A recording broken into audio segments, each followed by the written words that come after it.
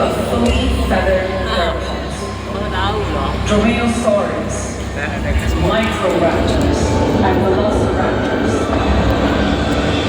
We live among the descendants of dinosaurs. The killing claw of a velociraptor, the talons of birds of prey, top of the food chain, the ultimate predator. Eagles, hawks, owls, vultures, rulers of the skies, hunters, and masters of flight. Welcome to Predators on Wings.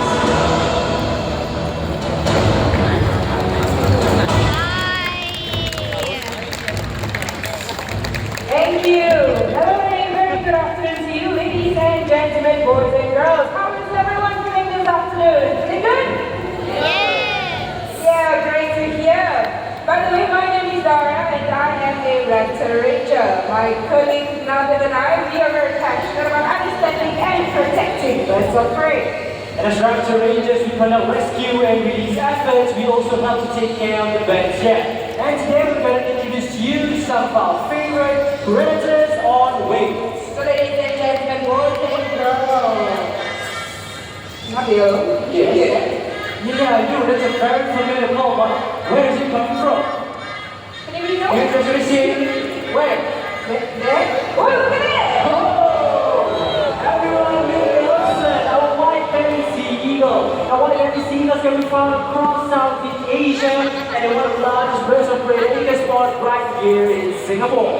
The white-bellied sea eagles, they have feet with rough undersides, which allows them to get a good grip over slippery and struggling prey, such as fish or even snakes. In fact, they specialize in hunting venomous landed sea creatures. Speaking about sea snakes, I have one replica right here. I'm going to throw this into the pond for Nelson to catch. So Nelson, are you in position? Are you ready, Nelson? Here he comes, diving in. Wow!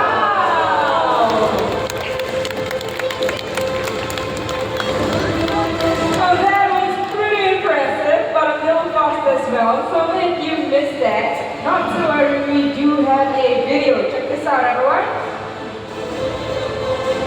Look at that, let's give Nelson another round of applause. Thank you.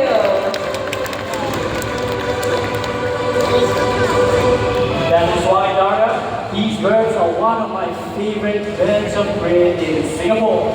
But now there's another bird of prey that you can commonly spot right here in Singapore as well. That would be the Brahminy kite.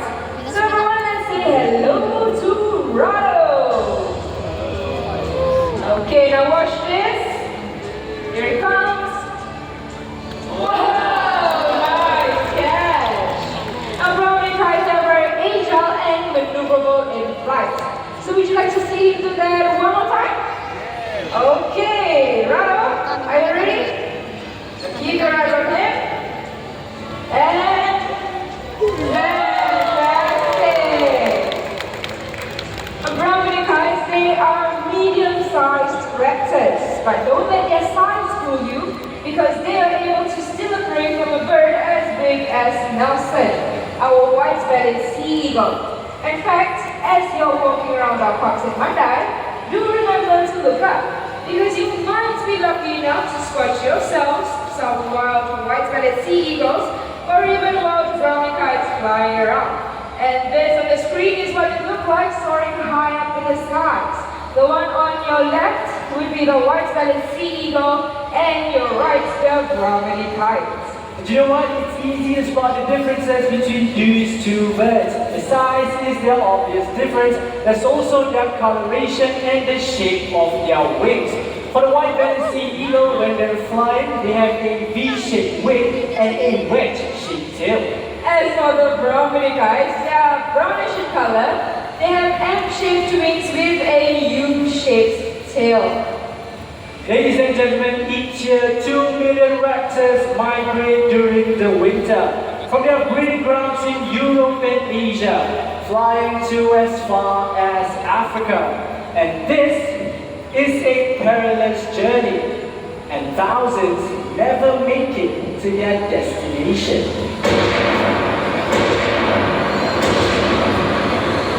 Thousands around the world are being killed for sport. So we need your help to save and protect them. Our skies will soon be empty.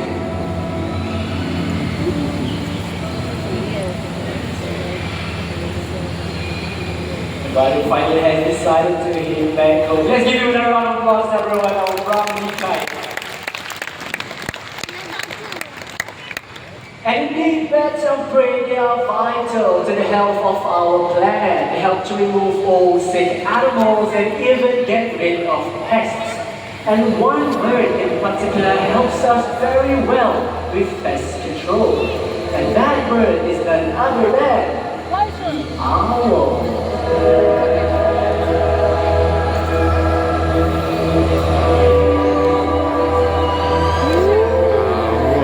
Everyone, I would like you to meet Eclipse, our Malay fish owl, another local species that you can find right here in Singapore. And the rodents that these birds hunt for never hear them coming. And that's because owls, they are the masters of silent flight. And speaking of silent flight, we have another Malay fish owl right there, and that is Latte. So in a short while, he will be joining us on stage, but in order for him to do so, I would need everyone to please remain seated and be as quiet as possible, so that you can get to experience the owl's unique ability of a silent flight. There you go, let's give him a big hand. Thank you. And the reason why owls are capable of silent flight is because they have very soft edges at the tip of their feathers, which alters air turbulence and absorbs noise, making their flight as quiet as a whisper. And these birds, they also have incredible eyesight. In fact, they do have binocular vision just like all of us. Speaking of the owl's eyes, did you know you can tell when an owl likes to hunt by the coloration? Owls with yellow colored eyes like Latif and Eclipse, they tend to hunt during the day. Owls with orange colored eyes, they tend to hunt during sunrise and sunset. And what about owls with dark black eyes? Well, they tend to hunt during the night. I'm pretty sure it's a long fact that owls are capable of turning their heads all the way to the back. But the question I have for everyone is, how many degrees can an owl turn its head for? Does anyone know? 270. 270 as well. Are you 360 from this side? 360 over here. 180? Okay. But the correct answer is 270 degrees. So let's give us a round of applause. Now if you're wondering what does 270 degrees look like, well, take a look at the screen. We have a video. Wow, very impressive. How is that, everyone? It's time for a latte and English to make our way back home. But before that, can all of you wave and say bye-bye? Thank you very much. Latte and English, our lovely Malay fish owls. 270.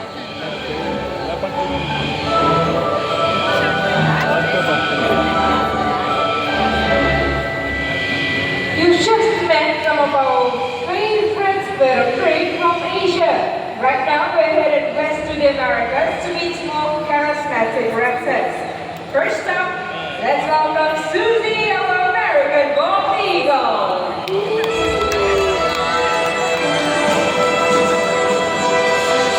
This year, Susie here, she is about 33 years old.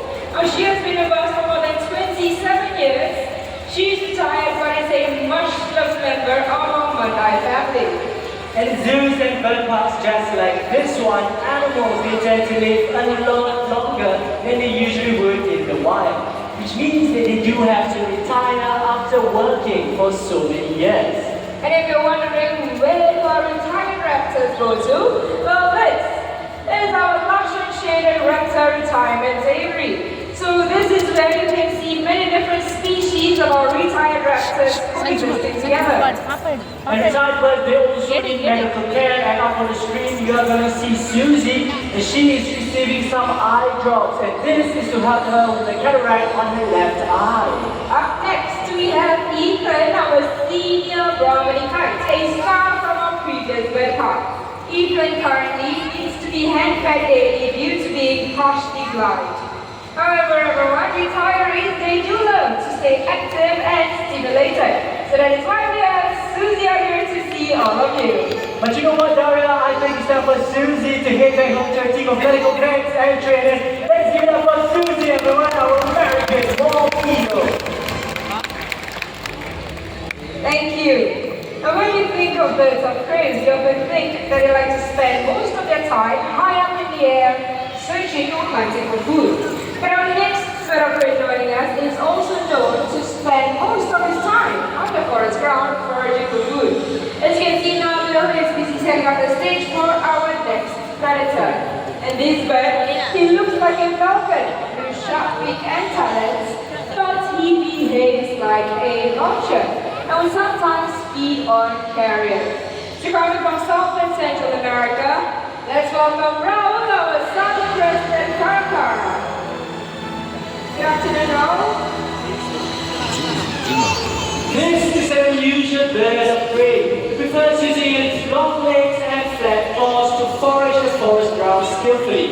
Right now, Raul is very busy flipping over the rocks and wood chips in search for the trees that are hidden underneath. And Raul, have you gotten to all of them? Have you gotten to one in the middle? Yes, you have. Well done. And in a while, we were looking for insects and worms, but what did the insect they were looking for decides to take off? Carcar is able to vertical glide into the air just like this. Nabil, you can do higher. Can go higher? Okay, Raul, let's do higher. Are you ready? 1, 2, 3, all the way up. Much better. But you know, saying that once is never enough, right? We're gonna do that one more time, so get your cameras ready. Roll. I know I'm not as tall as him, but can you give me a chance, please? Yeah, let's give Daria a chance. Let's go. There you go. Okay, on the count of 3, 1, 2, 3. Oh, yeah! Wow. Fantastic! You're doing a wonderful job. Now it's time for you to get back home. Let's put our hands together for Raul, everyone. I was Southern President Karakara. Thank you. But Southern President Karakara, they aren't strong enough to rip open the top part of the carcass. They need some bird friends to do the hard work first. Bird friends like vultures. However, vultures, they are widely misunderstood birds of prey. You know when you watch TV, they often portray vultures as evil birds, soaring high up in the skies with ominous music in the background and a sense of impending doom. Well, we are here to tell all of you the real story. Vultures, they use columns of air to fly and glide in search of dead animals using a strong sense of sight and smell. Vultures, they have to prevent the spread of contagious diseases. And with that, let's meet our first vulture, Zina, our turkey vulture.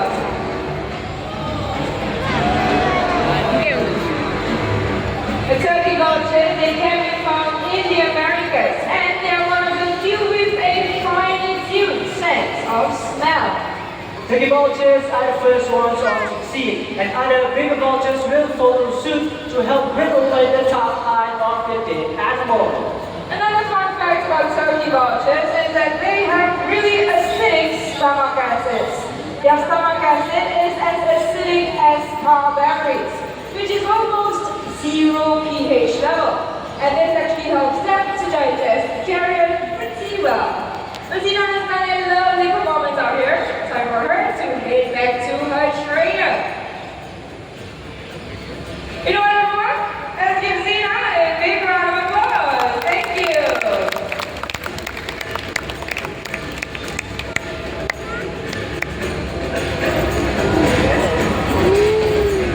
Yan naman.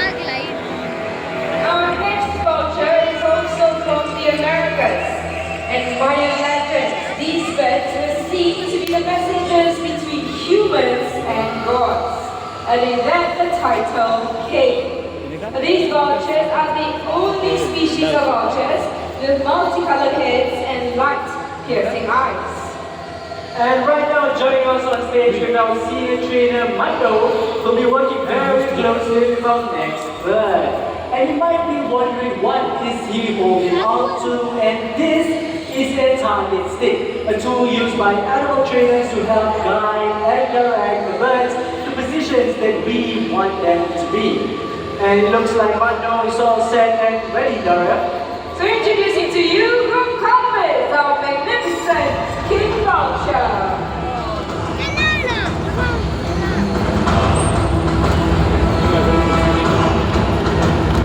Wow, look at that impressive flight, soaring up to 8,000 feet. The king vultures are one of the world's largest scavengers. They have powerful hook beaks that can rip the rib cages apart and even flip over a medium-sized carcass by themselves. When they descend upon the carcass, other smaller vultures will make way as they can get parts from the carcass that other vultures cannot. But it's not just intimate small vultures, right, Abel? That's true, Daria. In fact, up close, you can hear them hiss. Which is why we have an experienced trainer out here working with your compass. And it looks like our king is making his way back home. Let's give him a royal send-off. Our compass, our king vulture. Thank you. Ladies and gentlemen, boys and girls, keep your eyes on the screen. That looks like a scene of chaos. A bunch of free birds competing and stripping a large carcass right down to its bones. Well, now, to me, this looks like a very disorganized frenzy. Well, Daria, let's not forget that vultures are social species, and when they gather, there is a feeding. You're right. So let's welcome our next guest to the feast, our African white-backed vulture.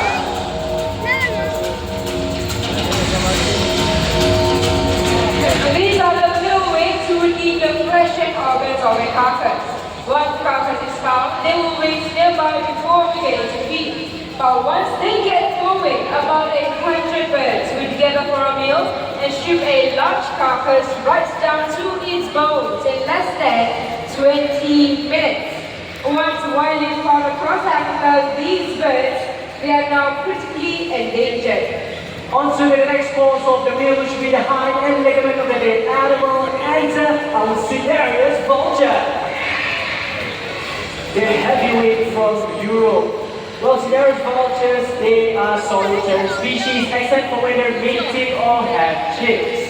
And our male right back there has strong gripping feet and powerful hook beaks that will rip open the tough skin of the dead animal, eating chunks of flesh. And why don't you join us on stage? And as he enters onto the stage, look at how he gallops.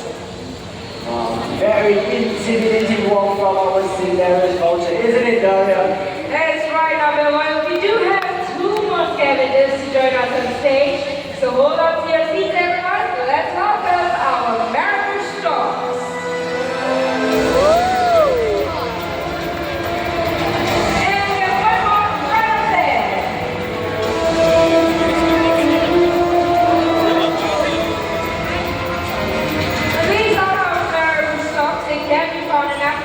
If you take a closer look at them, you'll notice that they have a dagger-like beak and a stern old man face.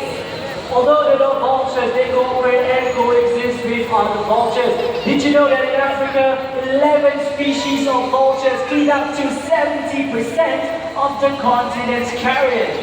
So we would be in a lot of trouble with our vultures. Isn't that right, Daria? It's very true, Nabil, because all around the world, we are losing these amazing birds to many reasons. Reasons like deforestation, electrocution, poison to carcasses, and even superstitious beliefs. Many around the world are now critically endangered, and conservation efforts would be the only way to save these birds from becoming extinct. I believe they deserve a lot more appreciation, so why don't we show them some appreciation right now by giving them a big round of applause. Thank you.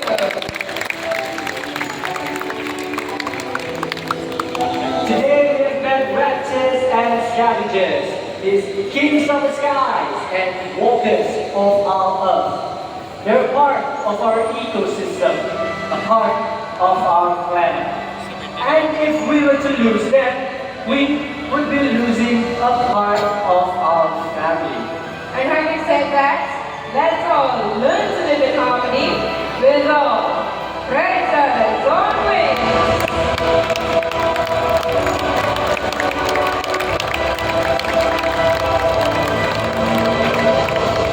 Thank you so much, ladies and gentlemen, for being a part of our presentation. And before you leave, let me share with